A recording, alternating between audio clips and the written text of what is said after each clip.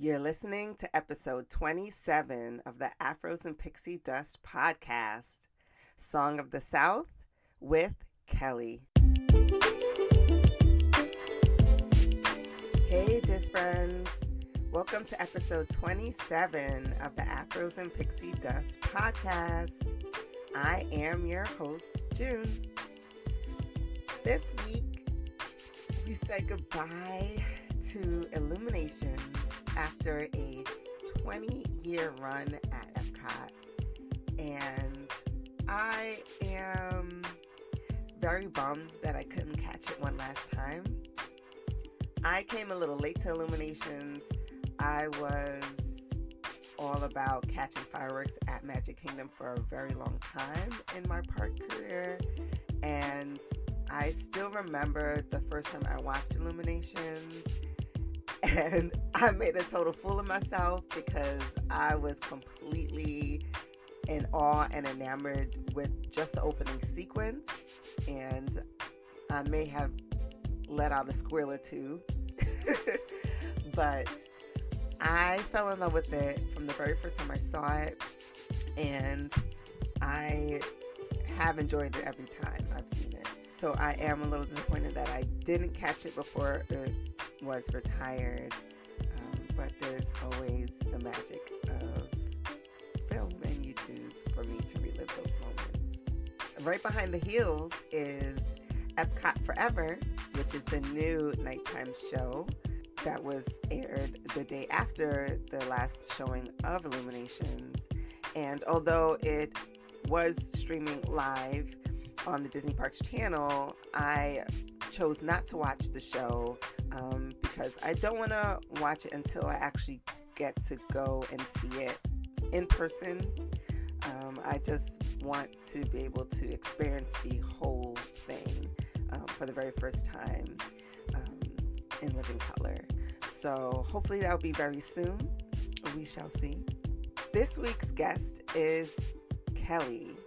She is a fellow Bronxite here. So we've had two Bronx natives on the show this month. She is also a fellow podcaster. She's a Disblurred and a cinephile. Her podcast is called The Separate Cinema, and she discusses Black movies throughout the years, starting from around the 1920s. So I thought she would be a good person to discuss Song of the South, the controversial film that is the topic of much debate throughout the Disney and film community. I watched the film and recorded this episode without doing much research prior to it so that I could have as much of an unbiased opinion as possible. I hope you all enjoyed this discussion, which is just the tip of a mine-covered iceberg. There is a brief synopsis of the film in this discussion, so if you don't want to hear vague spoilers, you may want to skip this episode until after you've been able to see the film, or you can jump to about the 1 hour mark where we just go off on a tangent about Disney Plus, television, and content creation in general. And without further ado, let's get into my conversation with Kelli. Hello, Kelli. Welcome to the show. Hi, thanks for having me. I'm so excited to have you on. I found you, or you found me actually, on Facebook, and it was very serendipitous because we're both from the Bronx. So Very serendipitous. I love I'm that very, word. yes, I'm very happy to have another Bronx girl on the show. You know, we're so like few and far between up here. I don't know. I feel like it's a very large borough, but also everyone knows everyone. So it's kind of like, you know, when you meet someone that you don't know, it's kind of like a very new, fun feeling. So Exactly, right. Yes, like small world, but not so small. exactly. And then like another Bronx native that's also a big Disney fan, you don't necessarily get that too often. So it's amazing that we found each other. It is. So let's start off with you telling us a little bit about yourself. So, my name is Kelly, and by day, I am an HR professional at a global bank. And by night, I am a podcaster who watches a whole bunch of movies and talks about them on my podcast. Yes, and we'll get into that a little bit later. But when did your love of Disney first start? My love for Disney, especially the parks, I think started very young. When I was younger, we would go to the parks pretty much every year. My godmother lives in Tampa, which is not far from Orlando. So whenever we like made our annual pilgrimage down there, um, we also got to go to Disney. So it was like a special like annual treat for me. So I think it started like super young. I would say 6 months to a year was when my love for Disney started. Wow, that's amazing. And do you have a favorite Disney movie or show? So I kind of struggled with this a little bit whenever people ask me because I'm always like, oh, this one is so good. This one is so good. And I feel like they're unfairly seated. But my favorite Disney movie is Fantasia. And if I can cheat, because they came out as a double DVD set, I'll say Fantasia and Fantasia 2000. I Okay. think if I can cheat a little bit, they are straight up classics, I think. I think the music, putting the feeling to the music, I think they're just like super underrated as far as Disney movies go. I love them. I think they're so good. I can just sometimes get into a mood and be like, oh, you know what? I want to watch Fantasia. So that's like my absolute favorite, I think. Yeah. And as far as my favorite Disney show, I'm gonna say it's the famous Jet Jackson. I'm a Zoog Disney stan, and I will not apologize for it. No judgments here. We love Jet Jackson. Well, I love Jet Jackson. Yeah, that show was on all the time in my house when I was younger. Yeah, So, me too. He was so cute too. I was like, okay, like this is my people yes, for sure. He was like on on the posters on the walls and everything.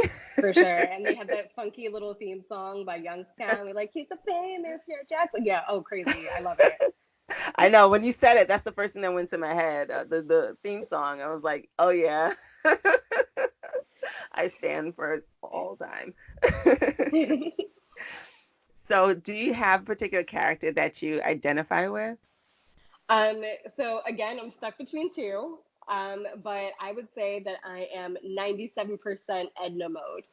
Um, I'm short, I'm innovative, lots of quick wit. Um, my hair is like a perfect bob. Just kidding, it's not that perfect, but it's a cute bob. Um, so I would say Edna mode. And if I'm feeling like in a lovely mood, I would say Winnie the Pooh, because sometimes I just want to wear a t-shirt and eat and sleep. Facts. I think Like when he's Winnie the Pooh is a whole mood. exactly, I connect with him definitely on a spiritual level most times, and he drops some jewels. Yeah, he does. Like the Tao of Pooh and the Tay of Piglet, if you've ever read those books, are like, really great. Yeah. So So, is there a particular way that you like to express your fandom? my fandom is definitely expressed in the form of props. I love my props. So like my tees, my swag, my gear, um, my phone cases, and everything is sort of like tucked away. Like I don't really wear it unless I'm going to the parks because it makes it that much more special to me. Um, so any like t-shirts, socks, pins. I love my pins. My ears, I have over 25 pairs of ears, and some of them are like custom or off of Etsy. So, I get really into it with Yeah. my gear. So you like keep it tucked away in like a special vault, and then when it's Disney planning time, you like unlock the vault, and it's like time to Yeah, get so I into actually action. have like a Disney dresser. I have a dresser full of like my Disney clothes. And it's like a short one, like one of those cheapo things that you get at Target. Yeah. But it has like, my shirts in one side, my ears are on display. I bought up a lot of the LuLaRoe leggings. My socks are all tucked away. So, I like to keep it all together. Hair bows, I have a lot of hair bows.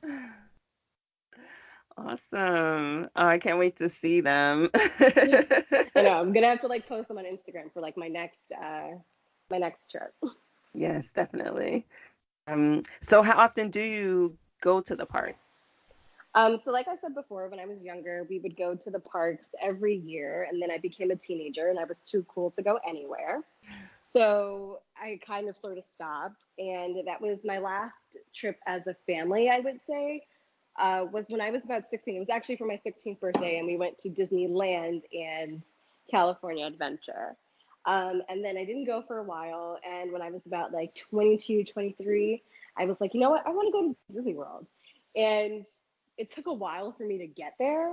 I didn't go back until I was about 26, and I've been going every year since except for last Yes, I feel you on that. We just went we just went to Disneyland this year for the family for the first time and I fell in love. year. With Disneyland. Yeah, yeah. Well, Disneyland, as far as parks go, is one of my favorite parks because it has Toontown still. At least I hope they still have Yeah. Toontown. The last Yeah. time I was there, they had Toontown. So I wanted to. That's why it's my favorite. So. Yeah, we got into Toontown. So like my kids are still young, so they didn't really like the rides, a lot of the rides, like the dark rides were a bit intense for them. Um, Mhm. but when we got to Toontown and they got to like play in Mickey's house and Minnie's house, they just had a blast. It was everything to tear them out of that place. We had the Oh yeah, it's most so cute. They have fun. like the little jail, and they have like, yeah, it's like so cute. I don't know. It's always been one of my favorite places, and they don't have it at Disney World anymore. So I don't know, but I love Toontown. That's like my favorite defunct park. I know that's not an official question, but Yeah, so Disneyland is definitely something I'm gonna have to do a few more times because I loved it so much. But traveling with children, you don't necessarily get to enjoy the park as much as you'd like to. So I'm definitely gonna have to go back without them, and I'm not ashamed of that. that's fair. That's 110% fair. Exactly. What are some of your favorite things that you like to do when you're in the parks? Eat is definitely number one. I'm always on like the food blogs, always on Instagram, trying to figure out like what's new that I have to try that I haven't tried yet, what they're bringing to Food and Wine Festival. So I definitely plan my days around like food, especially the staples. You know, I always have to get like a Dole Whip that's like non-negotiable. Always get a Mickey pretzel. Always get a turkey leg. Those are like the things that I have to do every time I go. And I actually love the rides because I'm afraid of roller coasters, especially like inverted roller coasters. So Disney is actually one of the only theme parks that I can go to where I can actually participate and not just walk around and feel like I'm wasting my time or wasting the day. I feel So you. yeah, so I enjoy getting on the rides, and I'll get on the same rides until I'm sick. I think one time I got on Pirates of the Caribbean 7 times in a row, but there was no line. In all fairness, there was no line. But I'll get on the rides because I just love them, and I love singing along, and it's my happy place. So once I, plan my days, like my schedule around what I'm gonna eat and the rides that I'm gonna get on, and then I'll fill myself like my time with, those other little magic moments that don't necessarily cost anything, like pin trading or resort hopping. I love resort hopping. Um, so those are like my top three: resort hopping, eating, and rides. Yeah. So you've never been like on Everest or I've like been it's on Expedition Everest, and funny enough, the last time I went, I've been on this ride like a billion times. Okay, not really, but like, it's a ride. I know that everything is coming. And I went with my best friend, and she's left handed. Don't worry, this is relevant to the story. I'm not like going around, but normally I always get in first because I'm like, okay, that way I'm close to the exit and I can just get right off and I can like compose myself. My best friend is left-handed, so she always goes in first, and I sit on the right side, so our elbows aren't bumping. And the last time I went on Expedition Everest, you get up to the part where the track is about to go out, and I was on the right. And for the first time ever, I just looked away and I could see Hollywood studios. And I started freaking out on the top of Expedition Everest and closed my eyes on the way down. Oh. So yeah, it's like those like high rates, but I think it's just like the inverted roller coasters that I don't particularly care for. So like Expedition Everest is fine, even Hollywood Tower of Terror is fine, and I didn't get on Rock and Roller Coaster until I was about 29, 28. Wow. So yeah, and I didn't know where like the twist was, but I was like, no, I can't do it, and then I finally did, and I was like, okay, that wasn't so terrible. Don't ever ask me to do that again. Oh. So what about the like the virtual rides like Flight of Passage and Soarin'? Are you okay on those? Yeah, I'm totally okay. I'm Soarin'. Love Soarin'. Flights of Passage have not been on that yet. Mostly because I feel like Avatar is kind of whack. I'll die on that. I'll die on that hill. I've been trying to watch Avatar for so long, and every single time I watch it, I'm just completely turned off by it. So Wow. Well, no yeah, judgments, no judgments. But Flight of Passage is dope. Like not even that's a what I movie heard. So now I'm aside, like, I have to go. like Navi River, meh, I would never like force someone to get on that, but Flight of Passage is really dope. It's worth a ride for sure. Okay, well, I'm convinced because you actually know what you're talking about. So Yeah. You don't even have to I mean, it's good to know the movie, but it would just enhance the experience. okay, Um, but just the ride itself, I think it's really great. And if you like Soarin', you definitely like Flight of Passage. okay, all right, I'll definitely check it out. Yes, and I want to hear your review afterwards. Oh, for sure, for sure. So, do you have a particular park that is your favorite? I'm gonna say Epcot. I love Epcot. Getting on Spaceship Earth is like one of my favorite things to do. Obviously, eating around the world and drinking around the world is like my favorite. Um, so yeah, I love, and it's always just like different. Like I've never had the same experience at Epcot twice, if that makes sense. Yeah. I mean, I You feel know, like I haven't even scratched the surface of Epcot. Like I haven't gone into every pavilion. I can say that I haven't. And so I like to try to just really immerse myself in at least one country every time I go.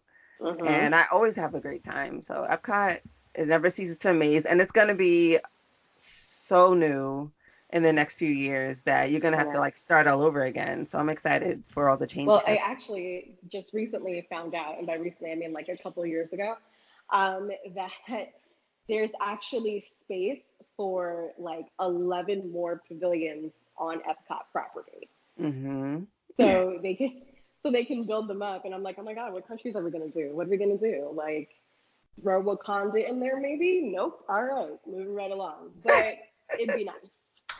Oh yeah. I mean, I'd be done if they did build Wakanda. Like I'm on that petition. But So until that's they if do, anyone on the Disney Imagineering team is listening to this right now, they need to cut us a check when they make the Wakanda Pavilion because we thought of that. We came with that. they need to include us in the planning committee. That's what they Yeah, need to do because I exactly. got ideas. And I know a lot of people that also have ideas. They're like, Yeah, like you whatever. You need didn't even no, know no, what no. this. Like you need to talk to me because I know how to make this a thing. Yeah, no, we have ideas Yeah. Oh, I mean, I think it's worth them thinking about. for sure. Oh, for sure. So you like to resort hop. Is there a particular resort that's your favorite? I love Polynesian.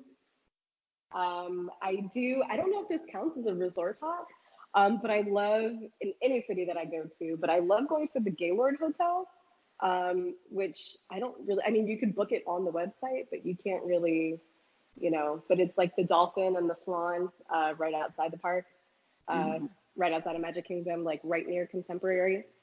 Um, yeah, I love resort hopping. So I love the Gaylord. Love.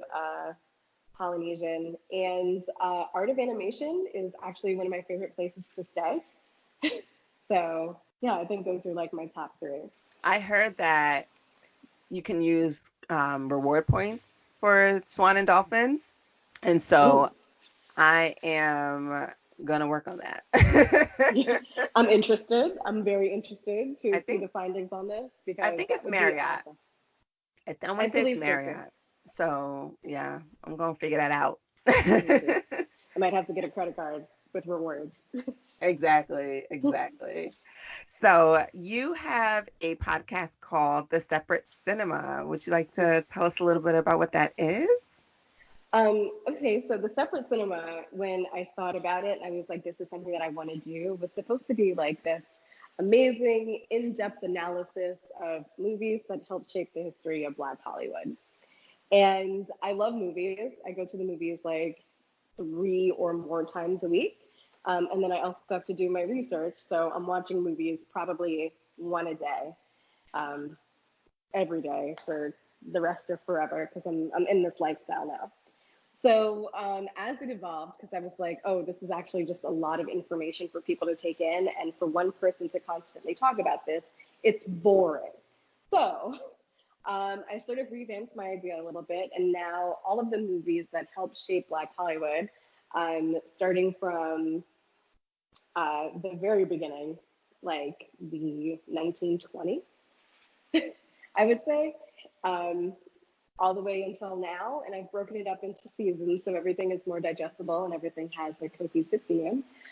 Right now, I'm still in season one and I'm still really establishing archetypes and stereotypes of characters that we will see through today in the movies. And, I just sort of review them and talk about them and, whether you should definitely watch this or not watch this. Yeah, and I've heard a couple of your episodes, and you go there. I'm like, wow. I have Like, very strong opinions. so I thought that you'd be the perfect one to talk about a particular movie that is not very near or dear to many people in the Disney community's hearts. But before we get into that movie, do you tend to have an interest in classic movies, or was it more about Black cinema that drew you into wanting to see these older movies? So basically, the idea for the podcast came about because I'm always asking people, "Oh, have you seen this movie? Have you seen this movie?" And they're like, "Oh, no, I haven't." And it's usually with my like non-person of color peers when I'm Hmm. like, "Oh, you haven't seen Belly? That's crazy. This is a classic." And I just realized that classic is defined very differently amongst different types of people because people look at me sideways when I'm like, no, I've never seen Forrest Gump. And I have no intention on watching Forrest Gump. It doesn't look like a movie that should, like, whatever. And people are like, no, it's so good. It's a classic. So who gets to define classic, right? Hmm. So for my show, basically, the classic Black movies or movies that impacted, African American culture. Um, or that's what defines a classic for me. So, my classics are a little bit more contemporary. So, like I said, Belly and like, I don't know, Juice or something. I don't know. Those are like classics for me, but they're not necessarily classics for other people. So I want to like bring those to the forefront because they are good movies. So everyone should see them. Second that, because I love Belly and I love Juice, and that's right up my alley. Like everyone, I've not seen well, have no, I saw the Wizard of Oz once just because one of my guests was a big fan, but like before that, I've only seen The Wiz. I've yet to see a lot of like quote unquote classic Disney movies. Right. But I mean, my interest isn't really piqued if there's not a lot of diversity or if I can't really see myself in the films. So that's like a running gag here that I'm not seeing a lot of classic Disney movies. But I said that I will make it my mission to start watching them and give my review That's what you got of to them. do. You got to give your review, and people can, obviously you should form your own opinion. But Right. I'm just telling you, as a seasoned professional, like I does this, you Yes. should watch this. It's a great movie. The movie that we're going to talk about today is Song of the South. And this movie is very controversial and I guess in the Disney space or in in the world in general. It's been so controversial that Disney has locked it in their mythical vault. They will not release the film for sale or publication. However, that doesn't mean that you can't get your hands on this movie. It just means that Disney's not going to profit off of distributing this movie. Um, so you and I have both seen this movie, and I thought it would be the perfect movie to talk to you about because you have a good grasp of cinema and you appreciate classic Black films. So, Correct. or I don't know if we should say classic, but older Black films. Right. I love them all. I don't discriminate. Right. No Right, ageism exactly. over here. Brand new, old, I love them. And so for those of you who have not seen Song of the who have no interest in seeing Song of the South, who do have an interest in seeing Song of the South, but just have not gotten a chance to. If you don't want to know what this movie is about, close your ears. We're going to do a little brief, I guess, kind of a spoiler, kind of a not spoiler of the movie, just so you can get an idea of the film so that when we discuss things in the film, you can kind of know what we're talking about. So, Song of the South is set in the South. It was first filmed in 1946. And basically, it was about a family. The mother and father seem to have separated. That's what it seems like. It's not very Yes. clear. I'm just like, what? Daddy has to That's go what away. happens. Mom, yeah. Yeah, yeah. No, that's exactly what happens. And the mother and son go to stay with the mom's mother. And the boy is a little sad that his dad is gone. He tries to run away back home. So they are in Georgia. He tries to run back to Atlanta where the dad is. And Uncle Remus finds him along the way and tries to make him feel better by telling him stories. This is not a great synopsis. This is just an idea of what the story is about. Right. Um, No, no, and so far so good. I agree with everything that's happening. And so there are several times where the boy and Uncle Remus bump into each other. And so there are a few stories that Uncle Remus ends up telling the boy. And Uncle Remus he's in the field kind of, but he's also in the house. I'm not exactly sure what his role is, but he is a slave that is owned by this boy's grandmother on this plantation. So Um, one way to think of Uncle Remus, if you had to like put it into like an archetype, is that he's the happy Negro or the yes, magical Negro, yes, which is exactly. basically someone who's put there to sort of like lighten the mood. He's just happy to be here despite his awful circumstances. Right. And he's here to make everyone else happy. Right. And he, gives everyone a lesson basically at the end of Yeah. his journey. It's, Right. oh yeah, yeah. So when the boy's trying to run away, Uncle Remus takes care of him. When the mother finds out that he tried to run away, Uncle Remus takes up for him. He kind of gets in trouble for him. And in this story, there's also a young slave that is the Black best friend of this little boy. So I don't know about that.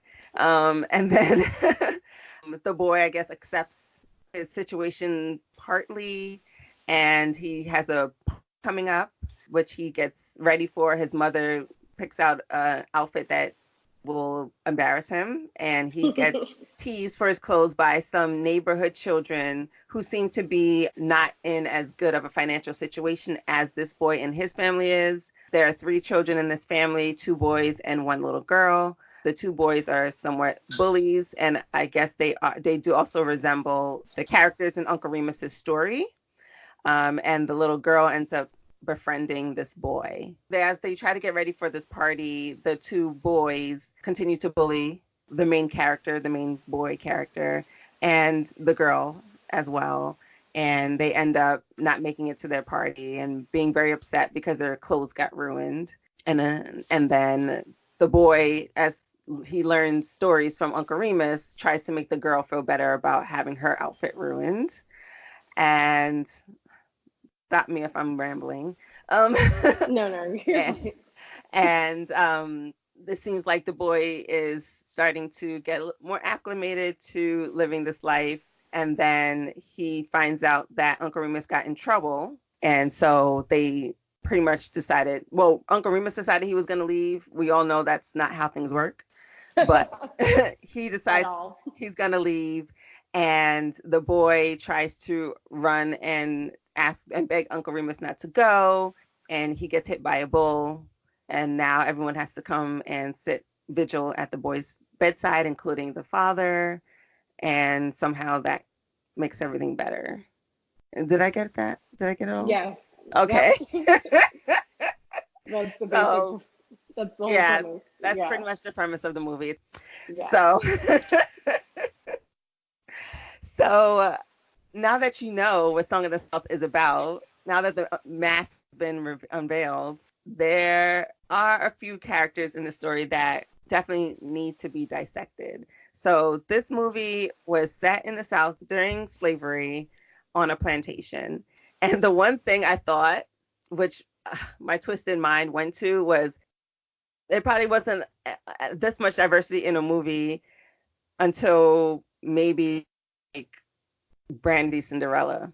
So from 1946 until then, I don't think there were that many black people in one movie that Disney had created. So I don't know if that's a good thing or a bad thing. They were all slaves, obviously.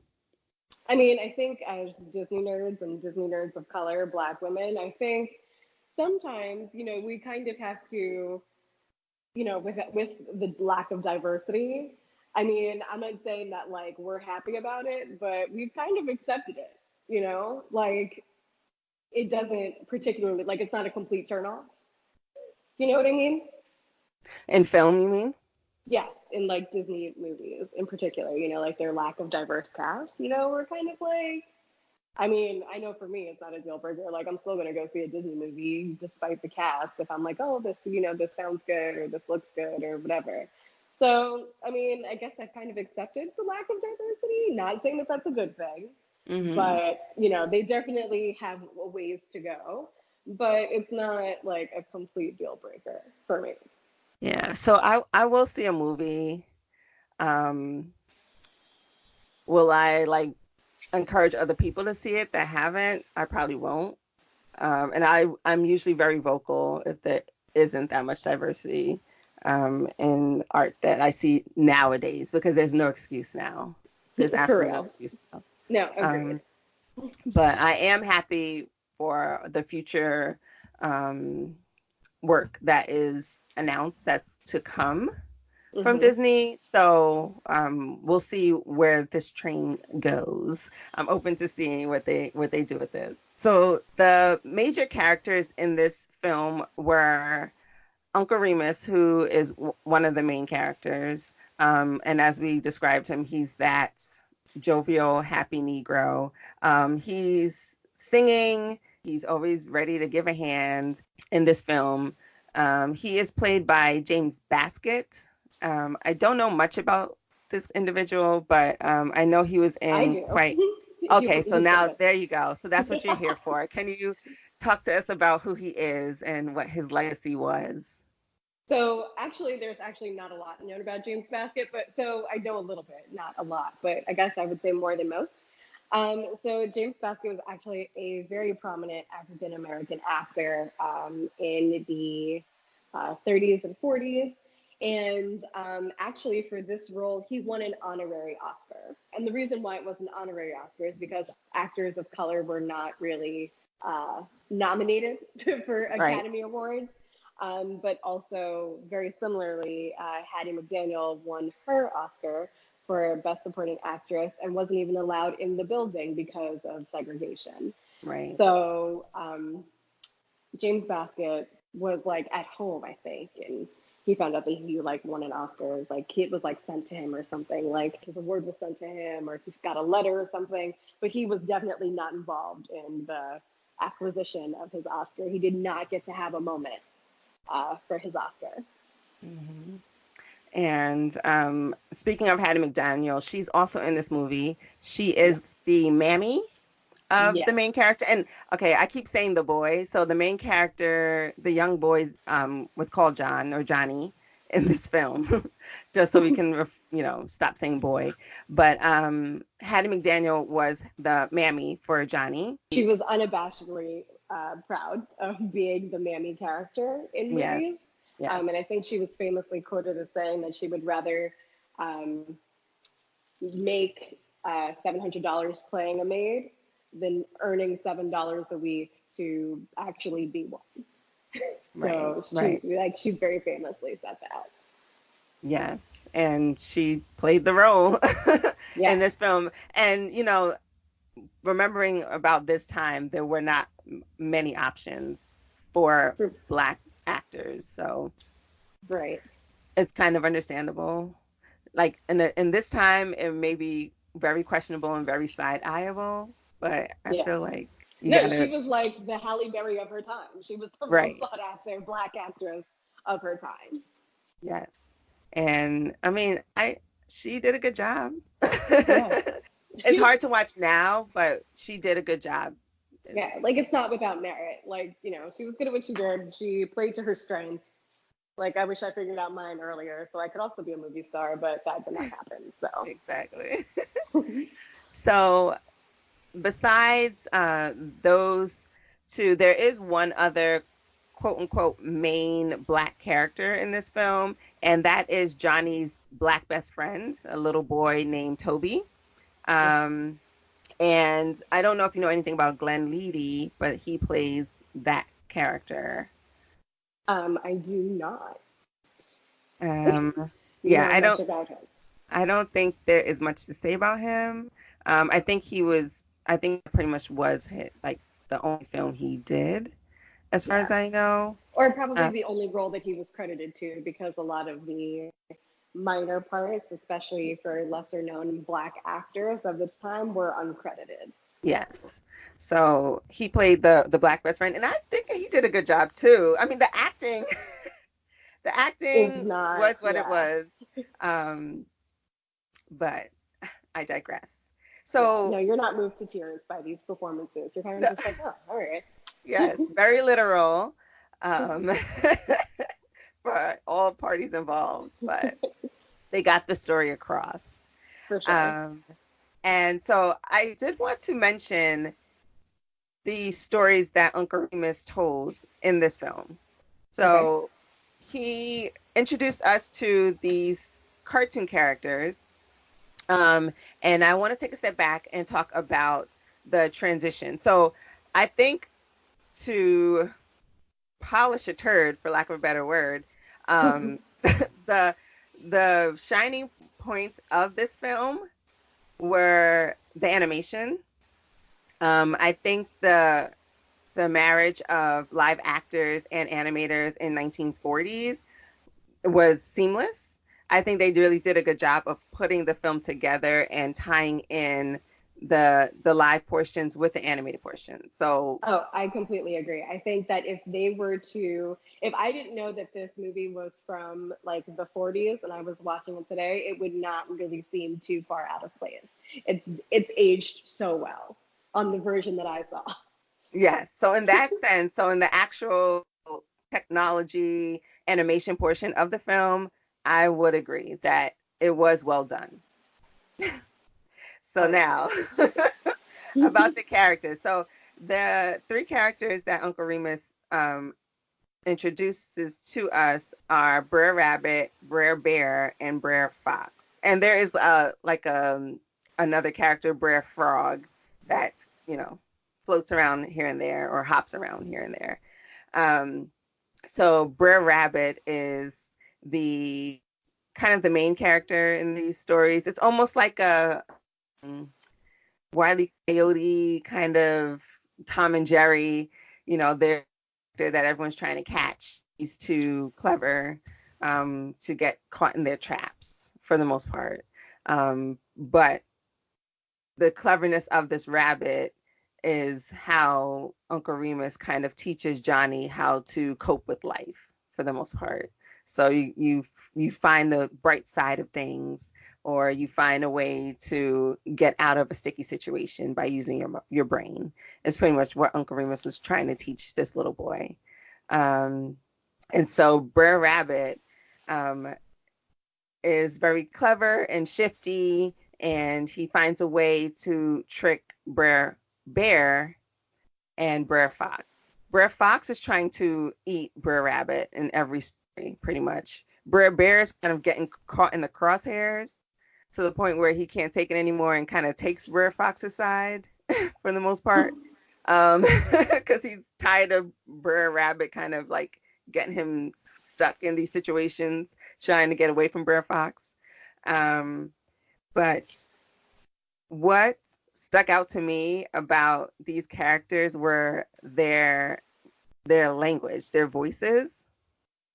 So Brer Rabbit talks a lot of jive. He's like, I mean, like, No, that's exactly what it is. and it's hard for me to explain it without seeing it, but he's the speech and the language. I had to find out who voiced this character, and so Brer Rabbit and Brer Bear, voiced by Black actors as well. So there are a lot of Black people in this film behind the scenes, I guess. So And both, that's definitely a Disney tradition that they've carried through even to like the contemporary films, like the Disney Renaissance, when I found out that, you know, baby Simba's singing voice was, the brother from Smart Guy. What? yeah, I was shook yes, to my core. But he was played like his talking voice was Jonathan Taylor Thomas, like the kid from Home Improvement. yeah. So, it's definitely something that they brought with them for, 50 years. And I actually just heard Jason Weaver about that, and it's a very interesting story. Apparently, Elton John had found him because he was filming for the Jackson film, the Mm-hmm. Jackson American Story, and he told Disney, because he was writing for The Lion King. He was like, "You got to get this kid to sing."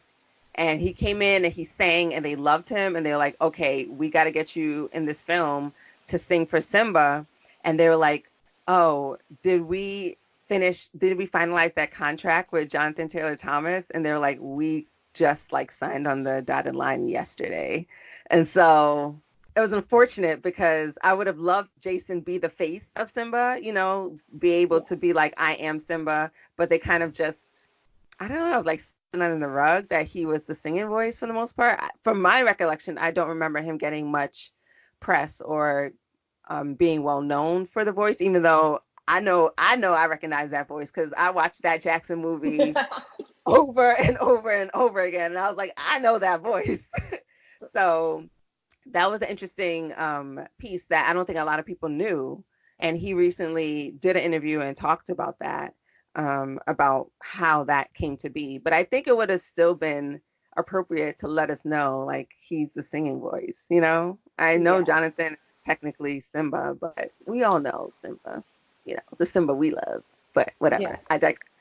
So, so both the Brer Rabbit and Brer Bear characters are voiced by Black actors, and they, I believe, were actors on Amos and Andy, on when there was like a radio series for the most that I know.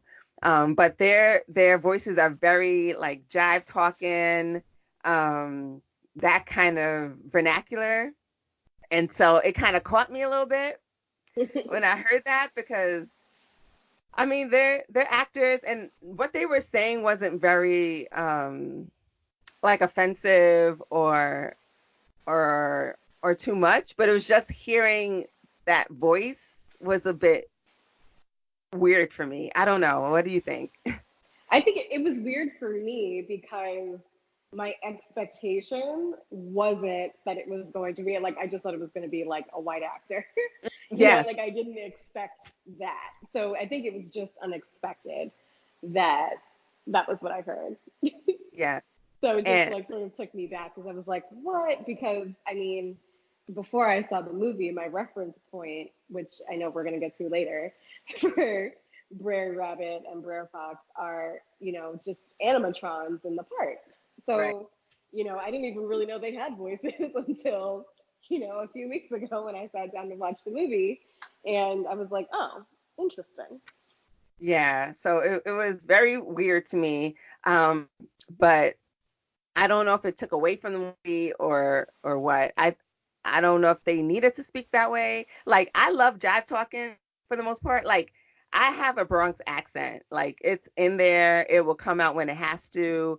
And I don't like to No, I that don't like happened to me today. So I totally know what you mean. and I mean that's me. That's part of who I am. And I actually love that about people. I love when people can just be unapologetically who they are. So I'm all for every accent, every dialect, every form of speech that you have because that's who you are. That's what made you. That's what defines you. And I don't mark it as a sign of unintelligence or intelligence. For me, Right. that's just my point of view. So all I can say is it just surprised me. But I had to question myself to say, am I offended or am I not offended by this type of speech because of how I view speech in general. So I don't know. I just have to leave it at that. um, but Brer Bear, so Brer Rabbit and Brer Fox kind of have this jive voice. Brer Bear is very slow in his speech. He's depicted as not very smart and kind of, like the pawn in all of this. Um, and I don't know if it's even worth getting into the different stories that Uncle Remus tells, but there is one particular story that made me really lean towards keep it in the vault. And Okay. it was a story of them trying to trick Brer Rabbit by creating a tar baby. Okay. And so they create this child out of tar to, I guess, catch Brer Rabbit. And so they make the model, put it on a log, and the rabbit bounces by and says hello. And obviously, the fake person does not respond. So the rabbit gets upset and wants to engage in fisticuffs with this tar baby. And so as he starts to hit the or whatever you want to call it, he gets in the tar, and so therefore he gets trapped by Brer Fox and Brer Bear. And I mean, I want to know what you thought about that. Um, I think that was a bit like shocking to see. Um, and it also made me realize like why people found it offensive, or why people would find it offensive, because I know that like there were parts of it that I definitely did enjoy, but that was definitely one part where I was like, oh, this could not really be out here, Hmm. in today's like day and age. I think there would be like a huge uproar about it. Um, but I don't know. I still personally don't think it should be left in the vault. So, Hmm. So yeah, so um, like when I was watching the film, I was like, okay, I'm cringing, not cringing as hard as I thought I was gonna cringe. And then it got to that story, and I was like I couldn't rationalize my way around it. mhm. And so it took me by surprise and it did not make me feel good to watch. And I don't think there was any kind of explanation around it that would make me feel better about it. I mean, okay, I mean, the only explanation that they can really give you was, oh, it was just what was, it was a sign of the times. That's the right, only explanation that they can really give. And that doesn't make it right and that doesn't excuse it. right, But I also kind of feel like to, sort of deny its existence is sort of to deny that, that was how the world was. Like, I know that it's very on brand for Disney to be like the happiest place on earth and, only happy memories and blah, blah, blah. But that's not how the world was.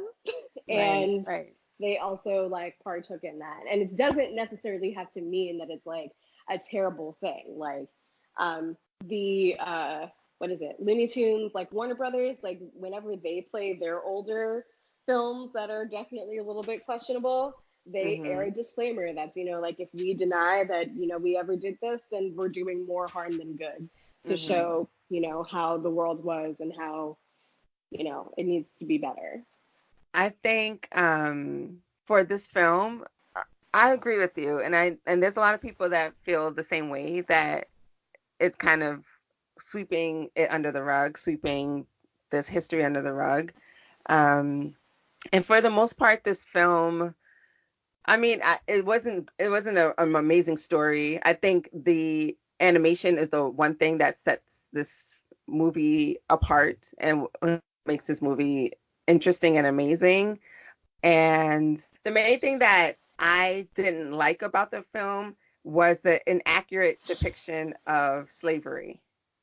And so it had all these slaves seeming very happy and very jovial, not just Uncle Remus and Toby, but everyone seemed like they were in good spirit. And I know that was kind of how films were. They never really were accurate with this depiction, but I feel like this trope has been around for so long, and we're just now starting to really tell history accurately, that to continue to allow this or to uplift this is a disservice to that history of all those people that came before us and suffered for us to eventually have better lives. And I know this was set in 1940s, but people like to cling on to history as if it is 100% true. So that's one thing that I'm concerned with. Well, I mean, Song of the South was also like re-released in theaters Hmm. several times, and the most recent time was 1986. I was born in 1988, for reference. Hmm. So, if I mean, I'm not saying if it was good enough for 30 years ago, but obviously times have changed. But I mean, they were still putting it out there relatively like recently. Right, right. So yeah, I think yeah. I don't know. I feel like it should. I really do feel like it should come out of the vault. I'm sorry. I feel you and I understand, and I can't 100% be like no. Now that I've seen, I can't 100% be like no. Um, because I feel like most people, and I may be assuming, because I am from a bubble that is New York, but I feel like most people know a lot better than they did before, and they know not to take this story as fact, or to understand that this is fiction, like 100%. Yeah. I mean, you should hope, but I don't know. There's a lot of fake articles being shared on Facebook that lead me to believe otherwise. That Yeah, people know better that like this is not a thing. So yeah. I don't know. It's a really hard discussion. It's a really hard debate.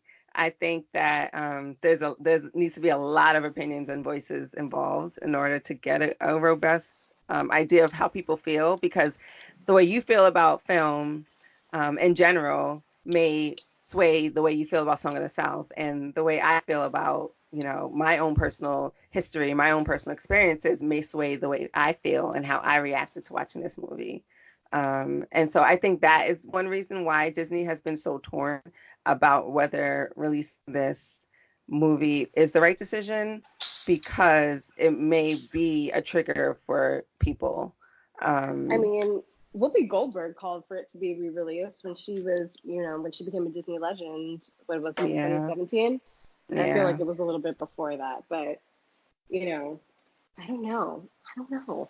It is definitely a hard call. I mean, I did like tweet about just as far as Disney movies go, the deleted scene from Endgame, and I won't spoil that for anyone. But there was a scene where all of the characters are kneeling to Mm, mourn another character, hmm. and people were like, "Oh my gosh, this is so. Why would you delete it?" And I was like, "Y'all have been on the internet arguing about kneeling for 3 years. They had to get this up out of here. Mm, You can have that mm, conversation in your own home, you yeah. know." So I do think that it's definitely, it's optics for one, 110%. But I don't know. I kind of just feel like people need to see it. I feel like it would be good for people to form their own opinion. I definitely think a disclaimer should be placed before it. I don't know if I don't know what I'm trying to think of what the major benefit would be from seeing this film. I don't know. What do you think? I think the animation was great. I think that it actually would give more illumination, I would say, to the ride. I think it's a story that's been told so many other times that I don't understand why. I mean, I do understand why, but I don't see why this one has to be the exception. Mm-hmm. So what if they decided to reimagine this story and like how they did with Dumbo, uh, and Oh then kind God, of and do a taking live out. action remake, I would riot. I'm sorry. I'm sick and tired to death of these live action remakes. I don't think that they're good. I would actually fight someone. Like I would go to like somewhere, someone's house. I'm like, we actually have to fist fight because there's no reason why this needs to be a thing. Hmm. But what if they just wanted to remake the film, this period, and update it and be maybe more accurate or more sensitive? Do you think it's appropriate to even I go don't there? even think it would be the same story. At that Yeah. point, it wouldn't even be the same story.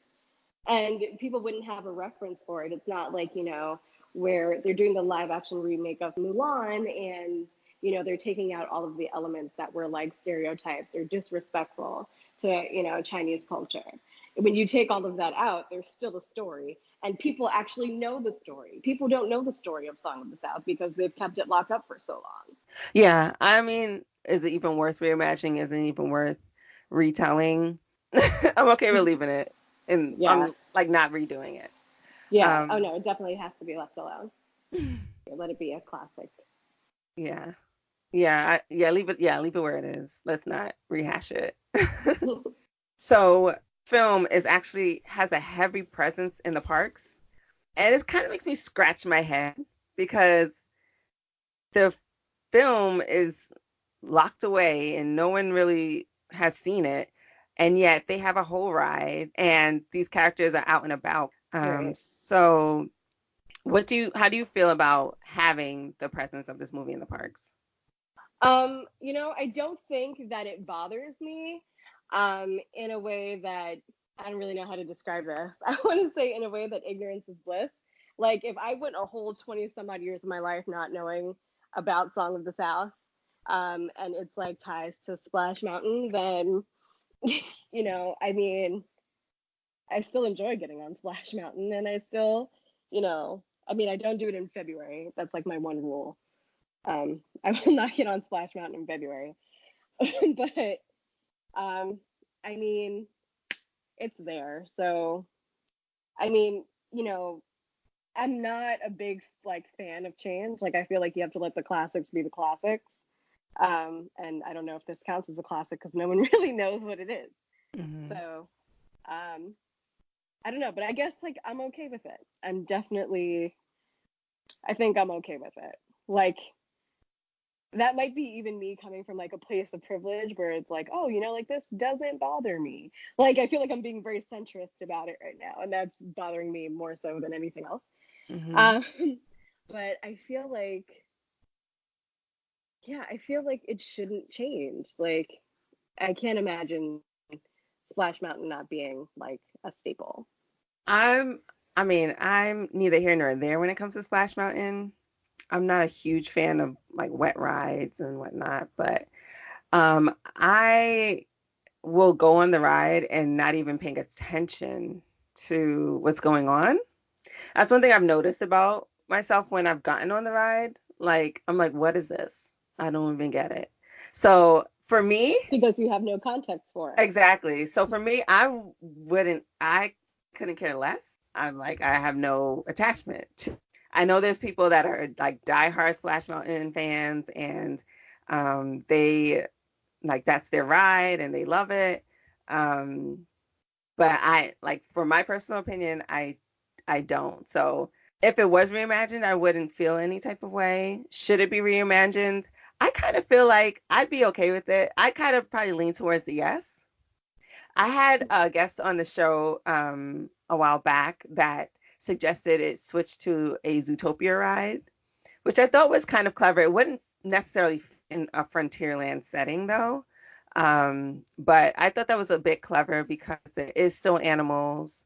You can kind of like tie in the water transportation part of it from Zootopia, and it kind of like turns the whole, negative connotation with this film on its head because Zootopia is all about acceptance and inclusion and, you know, um, and the like. I feel like Zootopia was kind of like heavily based on like prejudice and racism. Like Yeah, I feel like the undertones were definitely there. Like if I was watching it as a kid and I had no context for it, but I watched Zootopia like I mean as recently as last week, but when I watched it, I think when it first came on Netflix, didn't see it in theaters, but I saw it when it first came on Netflix, and I was like, okay, yeah. okay.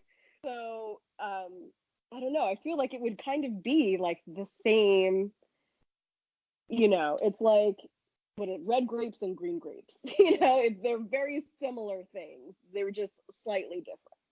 I like the story of Zootopia because they were trying to affect change in this situation. Um, but it definitely is 100% about, prejudice and kind of like segregation and oppression. But the fact that they made an effort and actually did something to fight against it is what I loved about Zootopia. Um, so that's why I feel like it might be a bit of a good nod to kind of change to a Zootopia type ride, but it wouldn't fit in the Frontier landscape. It would probably work better like in Tomorrowland. So I doubt that they would ever do that because, Disney wants to keep the bubble tight. Yeah. I So mean, there's also like a whole bunch of rides that have like no like is there like context for, It's a Small World? If It's a Small World was about like, I mean, I don't know if you ever went as a kid, but when I went as a kid, my mom always told me like, to hold my hand, like don't run away from her because if I do run away from her, they'll kidnap me and put me on It's a Small World. And mhm. she could only come visit me like once a year because going to Disney was expensive. And like, if that was a real movie and that was what the ride was based off of, but I had no context for that, I don't know. I don't know. It's such a slippery slope. Yeah, I feel you. I mean, there was like I think a clip in Family Guy that kind of made that joke where they took Stewie and he ended up getting stuck in there, like chained or something like that. Um, but I mean, I don't know. It's a lot of debate. It's way bigger than the two of us, I feel, to completely unpack. Definitely. But it's definitely worth a discussion, and definitely worth something to think about.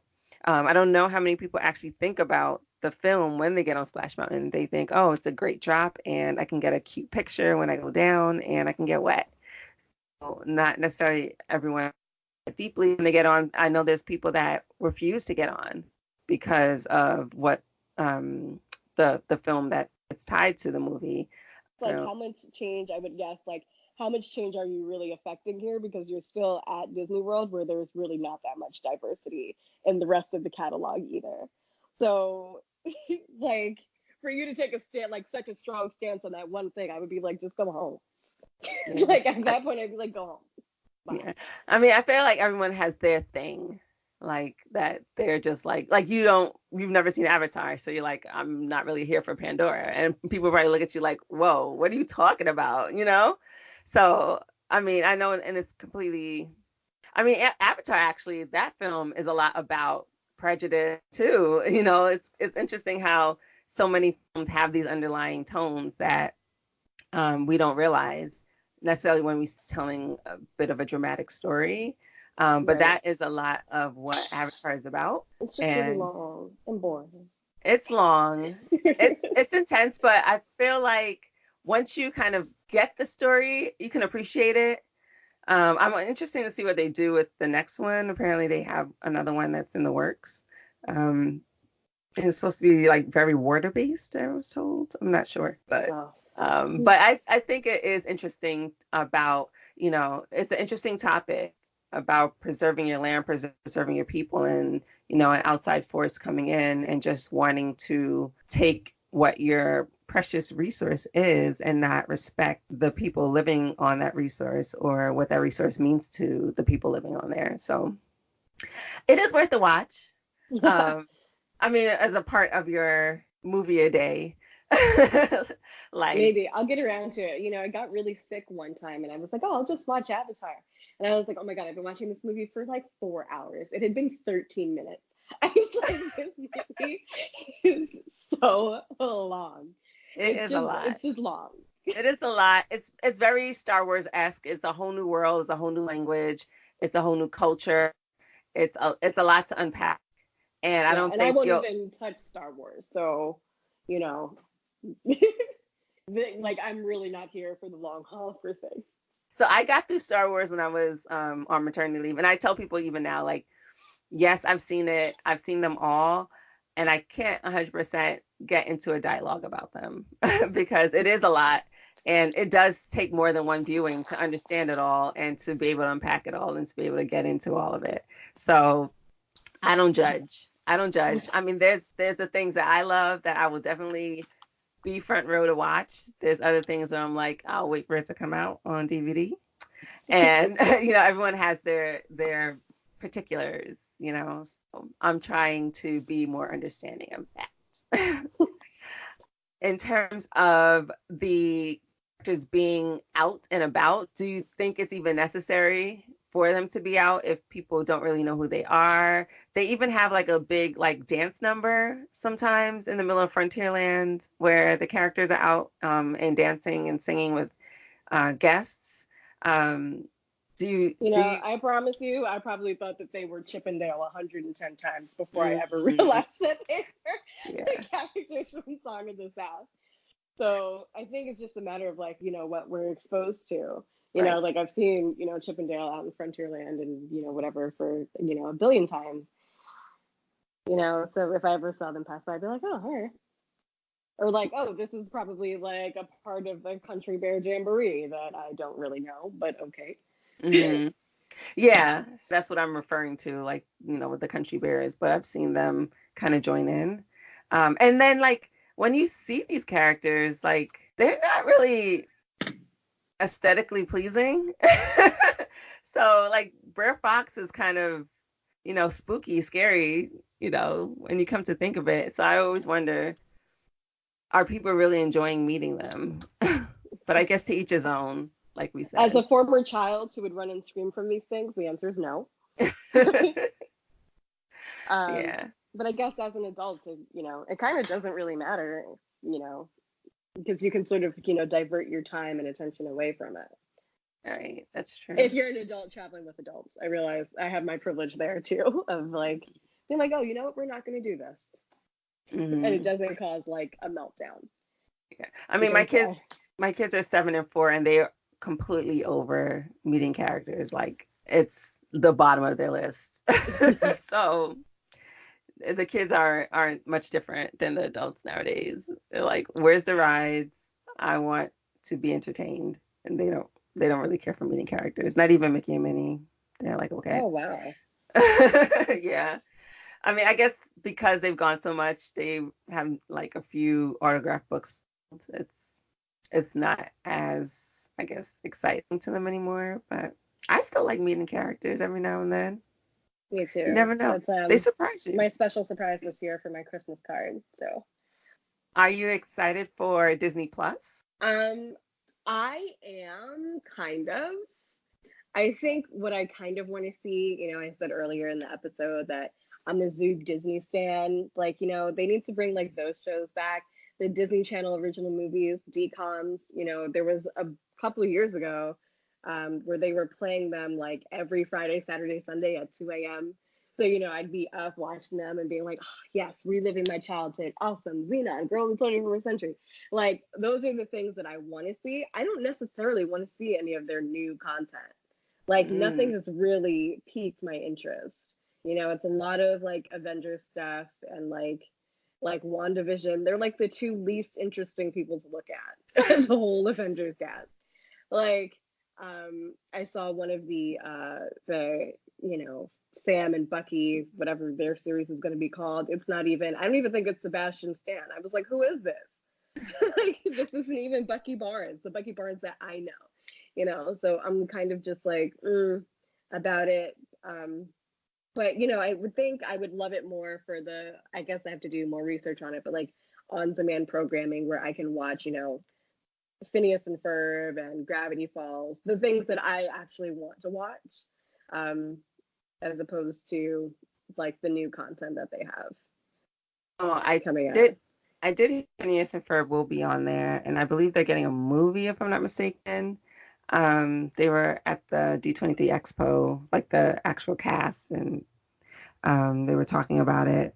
And I heard that everything is going to be there. So definitely it's going to be a lot of binge watching, a lot of loss of productivity across the board, across the world, because I know a lot of people are excited for it.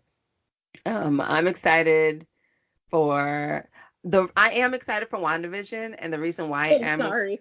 no, no, no. Just like I'm not. I'm dragged not. it. I'm I'm sorry. not excited for Wanda or Vision. I'm excited for Hmm. WandaVision, and the reason why I'm Okay. excited for that is we're gonna get an adult Monica Rambeau, Okay. and she's gonna be played by Tiana Parrish. So I'm excited for that because I don't know if you are into the Marvel Cinematic Universe. And like very superficially, like whatever I can see in movie theaters. Yeah, But like the deep down stories of it, I'm kind of like, oh, all yeah, I haven't right. done like Ages of Shield and Agent Carter and whatnot, but in Captain Marvel, so for me, I was not here for that movie, but I was here for Maria Rambeau, who is Monica Rambeau's mom. So that was Captain Marvel's BFF in the movie, and then her daughter is Monica, and her daughter is actually supposed to be like a superhero in the comics. So that's why I'm excited about that. So that's the only reason I'll be watching WandaVision. Yeah, that's it. I'm rooting for everybody black, so that's why I'm here for that. So, so I'm excited for that. For like new content. Other than that, I I can't think of anything at the top of my head. I know there's been a lot of rumors about Proud Family. Definitely coming. Yeah, don't squash it. Squash it. Some things you just have to like let them be. You can't just like for what? For what? Like why are we gonna bring it back? Like there's like how could you improve on it already? Like it was already really good. The more that you add to it, the more layers that you add to it and the more like elements and whatever, it's just gonna make it like crappy and weird and overbearing. Like just stop. Stop. So I think that we're in the age of nostalgia, though, and I know that that Proud Family actually really resonated with a lot of people. And I think the closest thing we have to Proud Family now is maybe Blackish. And so And I that's don't know. enough-ish. I feel Really? like You don't that's like enough-ish. Blackish? No, I think it's so just like I just feel like it tries too hard. I feel like it imposes on itself. And Wow. then there's like We're gonna have to have a whole other grownish, episode on that because I and there's love like it. grownish and like mixedish, and it's enough-ish. Ha- I'm like done But how many with it. episodes have you seen? Like, have you seen a lot of it or just like the? I used to actually watch Blackish like religiously, Mm-hmm. up until she got pregnant, and then I was kind of like, oh, this is like they changed the time. It was weird, didn't fit into my schedule. Okay. Like my TV watching schedule. So I kind of just like sort of fell off with it. But then Yeah. also I've seen like episodes, like I've caught episodes that I haven't watched before, just like channel surfing. And I'm like, oh, I can't believe I used to watch Really? I this. mean, yeah. Yeah. I mean, series, that's kind of the way it goes as it matures. They have to continue to keep it interesting and fresh. And, child actors, everyone loves them. And as child actors grow, it's the way of, Family Matters. It's the way of Cosby Show. It's the way of all network comedies that you got to get a new kid in there because as children age, you got to keep fresh young children in there. So I kind of understood with her getting pregnant. I thought it was a bit much, but I didn't even talk about the baby anyway. Everyone's wondering who's watching the baby at any time. So it doesn't really like change the story that much.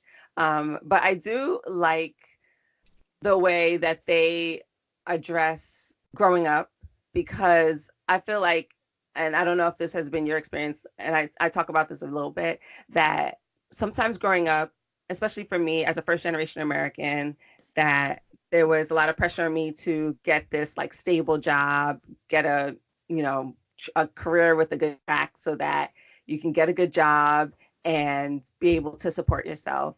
There's a lot of pressure on, a lot of young Black people to kind of take the traditional route because it's safe and you can secure a future, and don't dream because you need to make sure you can get a check. And so a lot of people put their dreams that they have on hold or put them to the side and get stable jobs just so that they can, live this American dream that everyone tells them is the Oh, yeah, bomb. no, I tell the kids that I mentor to squash that real quick. If you listen to your parents and get a government job and there's another lockdown and you still have to go to work and not get paid for 63 days, you'll be ready to put your parents in a home. Don't do it. There's nothing like following your dream, pursuing your passion, and even working for yourself. I think You're right. not having to answer to someone else is amazing, and I don't know if that's always encouraged. And so I like the premise that Blackish is taking, that their kids are not necessarily always taking a traditional route, especially with their eldest son. That he, kind of took a gap year, and they're like, oh, that's for white people. It's like, no, it's okay to actually try to find yourself before you get yourself either into massive debt or pay these institutions tens of thousands of dollars to tell you who you should be, you know. So Yeah, no, I definitely tell the kids that I mentor that too. If Malia Obama can do it, so it's I mean, fine. I'm all for it. I'm all for like pursuing your passion, finding out who you are, and you might not necessarily be able to achieve that at a 4-year institution. So I'm here for that. But I like that about Blackish. Grownish, I feel like I don't think it's for me, but I still watch it because I have children and I'm like scared, even though they're not even anywhere close to college age and things will probably be drastically different. But it's interesting to see how they portray college life. It's kind of like the modern day different world, for lack of a. Which I also didn't watch. So Really? yeah, Girl, you got to it's, come over. We it's have to sit down. Well, add that to your list of separate cinema because it's definitely, it is worth in my watching. list of series. It's so weird because people, when I always say, like I've never seen a different world, and they're like, I'm so unabashed about how, Sinbad is my favorite comedian. And they're like, but you really never watched a different? I'm like, no, I just think he's funny from his stand up.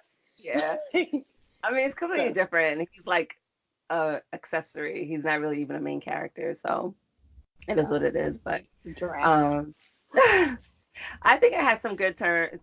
Good. It has great acting. It has, a cool premise. Same thing as time goes on, it falls off a little bit, but it's worth watching. But I'm also excited for Mixed Dish. I'm not gonna lie.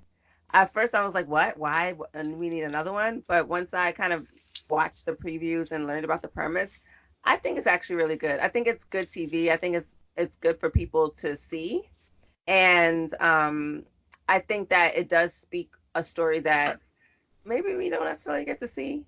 I don't Um, know. I feel like that narrative is tired though. Like the colorism. Like, oh, they don't. They're mean to me because I'm light skinned. Shut up. Sorry. I like the fact that they were like living on a commune, like outside, and didn't know kind of what America's, obsession with, classism and colorism was until they like got thrust into this, you know, into the World. world. Yeah.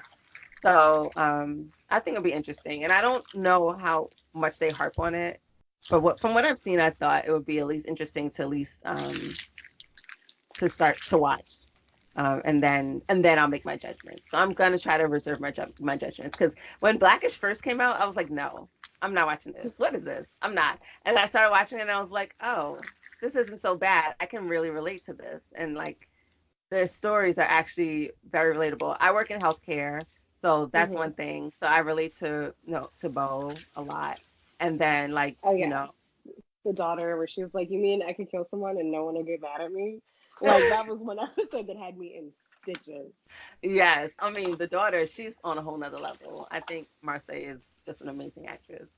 Um, but even Dre's story of coming from humble beginnings and finally making it, and now trying to like kind of navigate yourself in this world where you might be the only minority in your workplace, or you know people are very insensitive to things that may be racially charged. So I do appreciate those stories from that show. So I do like Blackish. I'm a stand with Yeah. Blackish. Sorry, I know we went on a bit of a tangent, but we're gonna go there. No, no, it's fine. I'm sure, like, if I watched it like all the way through, I could be like, oh wow, this is great. But I can't. I don't know. I just don't have the time right now, so I can't appreciate it. I feel you. I mean, I feel like there's so much content out there nowadays. It is very hard to decide what you're going to consume and even to find the time to consume it, especially as content creators. Like how do you even divide your time? It's really difficult. I'm finding it utterly difficult. I spent like 3 or 4 months not in front of a single screen except for, creating content or engaging and stuff. So I get it's not easy to choose what you are going to expose yourself to, and you do have to be a bit discerning about it. Oh And so, yeah. I mean, I'm trying to get better about it. Um, but I try to just watch things that will like uplift me. I don't watch anything that'll like make me sad. I don't watch anything that's gonna, like be outrageous. And like, I don't um watch, like, there's a bunch of shows that I don't watch, and people are like, oh really, why? Like, I don't watch like Insecure, and people are like, really? I'm like, first of all, I find the whole thing to be awkward and weird. but The that's whole the whole show. point. I know, but Awkward then it's also like girls. not fun for me to watch. I'm like, are you a child? Like, why is this happening this way? So, like, I don't watch Insecure. And also, I just feel like if you want me to have access to your content, you should maybe not put it on a premium platform because I'm broke out here. Okay. So, like, I'm not going to pay for HBO just to watch your little show. Like, I don't feel like it's worth it. But, Really shaking so. the table today. Okay, I'm here for Am it. I? I don't want to shake the table. I feel like I'm not controversial, but then sometimes I am. But then sometimes I'm like, this is just how I really feel. But no, because people always ask me, they're like, oh, like, do you watch movies? So, like, at my job, everyone knows that I podcast about, like, Black movies. And they're like, oh, like, like, you watch Insecure, right? And I'm like, no. And they're like, really? I'm like, yeah, like, I don't watch Insecure. Like, we had for my birthday that actually just passed, we had, like, a little cake party. And, we always talk about the garbage that we're watching on Netflix or whatever. And my boss was saying how, like, she just started When They See Us. And she's like, I feel like you would watch this. And I was like, no, I'm not. Thank you, though. Yeah, that's a little annoying though, when they're like they just talk about People the like one celebrity. random black show that they watch. I'm like, yeah, you watch that, right? And I'm Okay. like, no, no, I don't watch that. But thank you. And they're like, really? Like, I just feel like that's something you would watch. And I'm like, well, no, I don't give my views to people. Just like, no, like, you have to earn my views. Mm-hmm. So, just like anyone else. And I have that go both ways, like across genders, across colors. Like, in order for me to watch your stuff, you have to make good stuff. And if not, I will treat you like Tyler Perry in that episode of South Park, where they're like, if you stop laughing at him, he will go away. So I will stop watching you until you go away. Mm-hmm. So I mean, that's interesting that you brought up though about like kind of the level up, because a lot of people have been creating content for free for, I guess, or via like Patreon or whatnot, via YouTube or even like on Instagram, or other platforms. And it's a grind, it's a hustle. Sometimes it's a lot of self-sacrifice, self-investment. And so do you think that it is a goal, or it is a worthwhile thing to strive to be able to make deals with larger platforms for your content to be seen on a larger scale? Um, I mean, I feel like if that's what you want, then yeah. But for me, it's not. I mean, I don't want to say it's not something that I want. I mean, obviously, people are in it for like like the what's when you create content, it has to be good content. Like, if it's not something that I would enjoy, then I'm not going to watch it. Like, regardless of who you are. Mm-hmm. So if you're going to, get on a higher distribution platform, like for instance, um, I don't know if you came through like the podcast group where we were talking about like the Women of Color podcast group where you came through like the Spotify contest, and people were like, oh, like I want to be on Spotify and do like this whole thing, and like when it got down to like the nitty gritty of it, it was like, oh, by the way, we own your idea, like Mm-hmm. you can't sell this anywhere else, like so a lot of people could be blinded by like just the name of like, oh, I want to be on a brand and do all of this.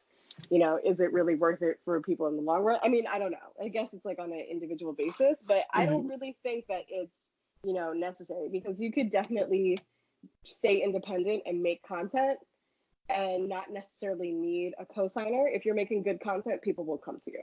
Look at Mm-hmm. Chance the Rapper. Mm-hmm.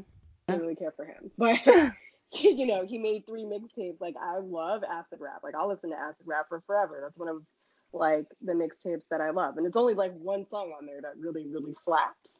But why not? So I don't know because like he found a way to eat and selling you know, his own art. And he got co-signed by several people and got acknowledged, and so more people got to know him. If you have, and that's selling music, so you have a way to sell the music that people can pay you directly. If you have like a television show, I mean, I don't know how do you do that without signing up with the network?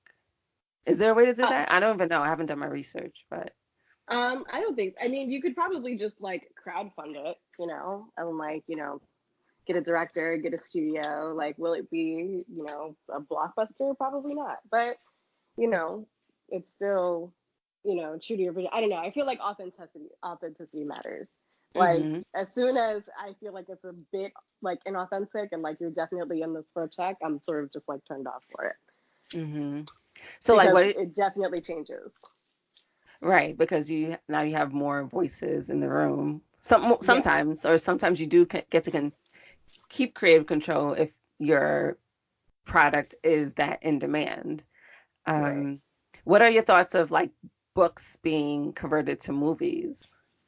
I think it depends on which books Yeah. are converted into movies. I love, when series are, converted into movies and they're good. I feel like we deserve a do-over for Percy Jackson. Mhm. Um, but I mean, if it's done well, then I don't mind.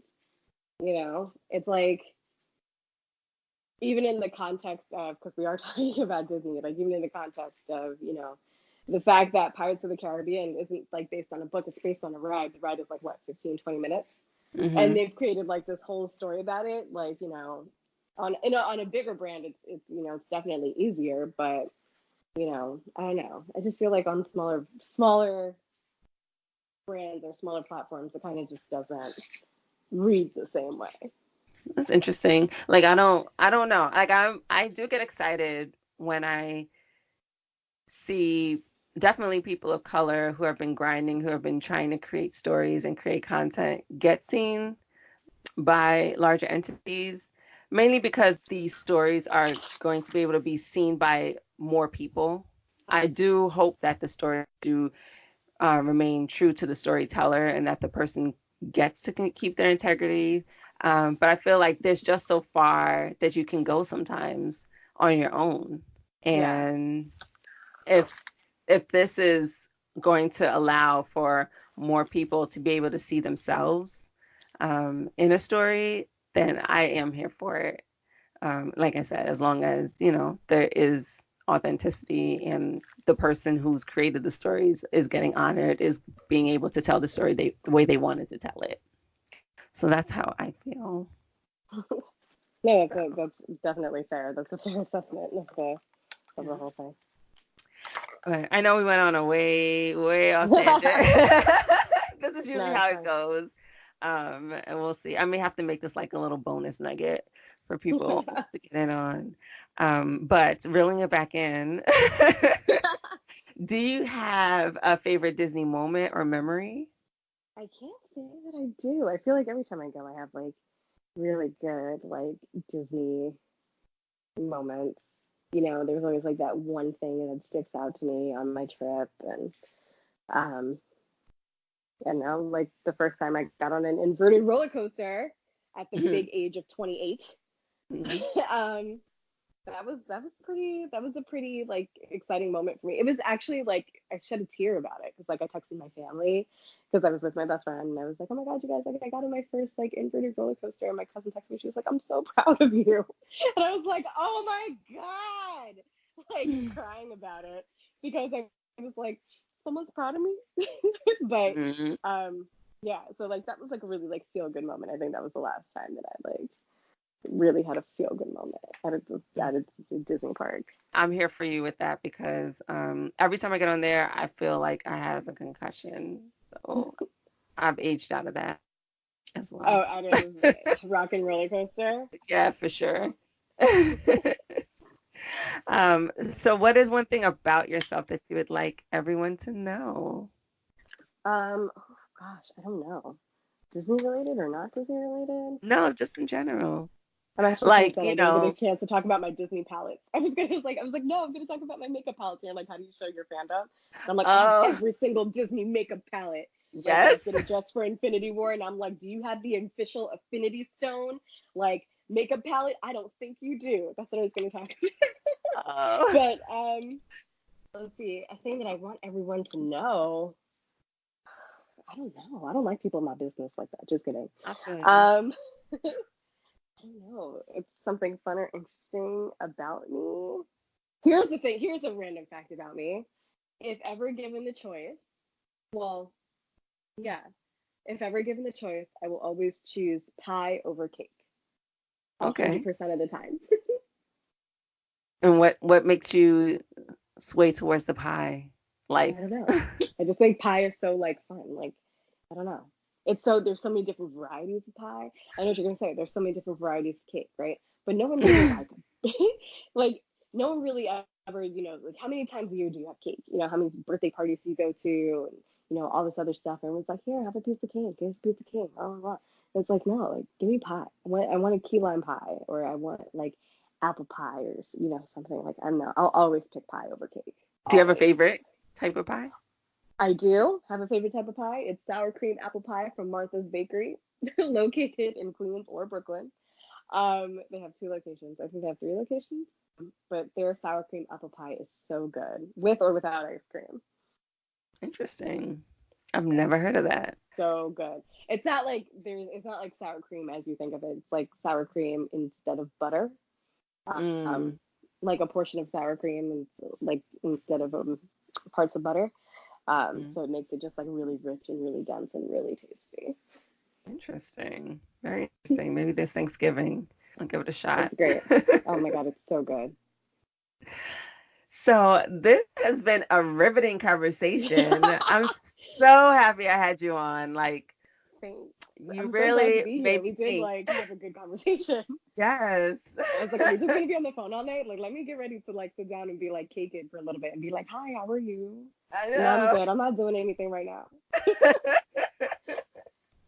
No, this has been, and I'm really excited to kind of release this and hear what people think. But I want, well, I mean, it's hard for people to actually see this film, but I would be really interested to hear people's thoughts that have seen this film, because you're the first person that I've ever discussed this film with, and you're the opinion I've heard besides Whoopi's of a person of color who's seen this movie.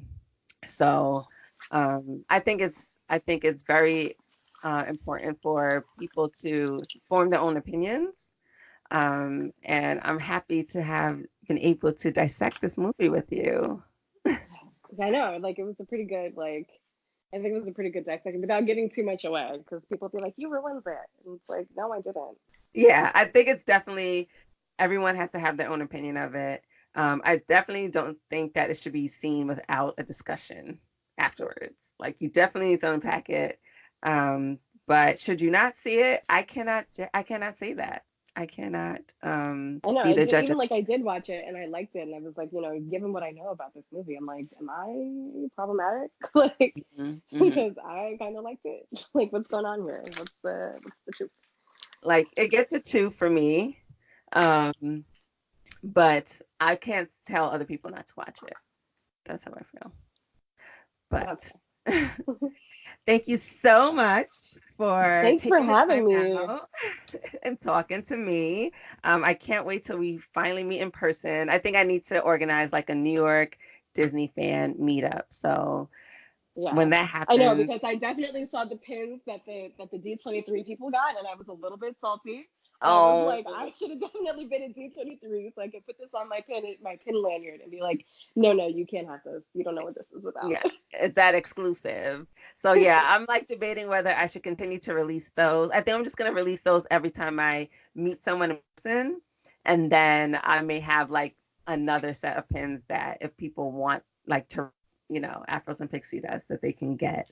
So definitely we got to meet up in person so you can get your pins. Yes, for sure. I know, and we're probably not even that far from one another. I So know, right? But it's that's like how it we always probably see is. each other on the train like all the time. It's like, oh my god, Exactly. yay!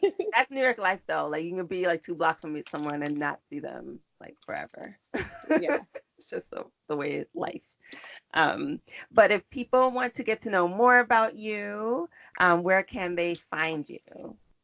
Oh, hold on. I wrote something really, really cute down. Okay. If you want to find me online, you can find me on Instagram at underscore underscore period KELLI period underscore underscore like bookends. And if you want to find my podcast online, you can check it out. It's called The Separate Cinema, and you can find it online at separatecinemapod.com. And if you bump into me in the parks, you can find me in Magic Kingdom, cross-faded off of Dole Whips and Churros, singing "It's a Small World." I was like, oh my god, I have to make that cute. I have to make that sign off cute because that's really how I am now. Like So in the parks, just like are you a Dole Whip float kind of girl? um. I think it depends because sometimes I do sneak my own booze into the park, and No judgment. I will definitely sneak my own booze into the park, and I'll definitely get like the little rum added to it. But I think it just depends on the day, like what I'm in the mood to carry with me, Yeah. because I'm Yeah. going right into the Enchanted Tiki Room, and we got to make this work. So I'm It's about my business. it's a vibe. I ain't gonna lie, it is. So I'm a pineapple upside down Dole Whip kind of person. I know it's mad, Okay, but nice. I like the sweets. I like a sweet. Have you had the pineapple bread pudding at Ohana? I have not. I have heard about it, and I have not.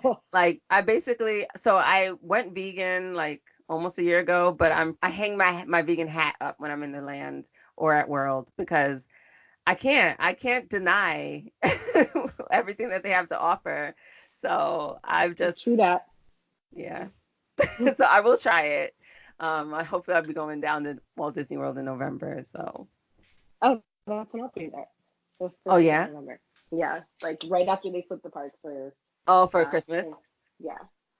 Yeah, I think I'm gonna try to get down for Dapper Day. Oh, nice. We'll see. I think Well, that's if like you the need second. any fancy ears to borrow, I'm here for you. Well, I may have to take you up on that. We'll see. I don't even know Okay. what I'm wearing. Well, I do know what I'm wearing, but I haven't created it yet. So we'll see Yeah. how it all comes together. Okay, you're so good at that, so that's fine. But this has been amazing. Thank you, This has thank been you, a great thank you. conversation. Thank you for having me. Been awesome. I will be sure to put all your information in the show notes so everyone Okay. can check you out and hear what you have to say about these classic movies. And until we see each other in the parks or in these New York streets, Exactly. thanks for being on the show. Thanks for having me. You've just heard my conversation with Kelli. After the recording, I spent more time digging into the history of Song of the South and the story of the Tar Baby. And I learned some interesting things. I've added a link to an NPR article that touches on the meaning behind the Tar Baby story and the Wikipedia page for Song of the South that gives some insight into the film. Of note, the Black people in the film were actually not slaves, although that fact was not very clear while watching it. My final opinion is that I am torn. As triggering as this movie was, The more I dug into the origin of the stories from this movie and learned that they were retold Black American folktales, it made me feel that these stories do have a place in American history and should be shared. And it's unfortunate that they are wrapped in such an unbecoming context. I respect Disney's decision to limit the release of this film, and I do think that a disclaimer and or robust discussion should be included with the consumption of this film. This is definitely a debate that goes way beyond me and this episode, and I hope to continue this discussion in the future. We are repping heavy for the Bronx in this episode, as the POC-owned small business for this episode is The Lit Bar. It is an independent bookstore and wine bar located at 131 Alexander Avenue in the Bronx, New York. It is owned by Noelle Santos, and she personally curated all of the literature and merchandise she sells. You can get more info about her store and her story at www.thelitbar.com. And as always, if you've enjoyed what you've heard, please be sure to rate, review, subscribe, and share this podcast with all of your friends. And also be sure to join the Afros and Pixie Dust Facebook group so we can chat more about this movie. So until next time, never stop deep conditioning or pursuing your happiness.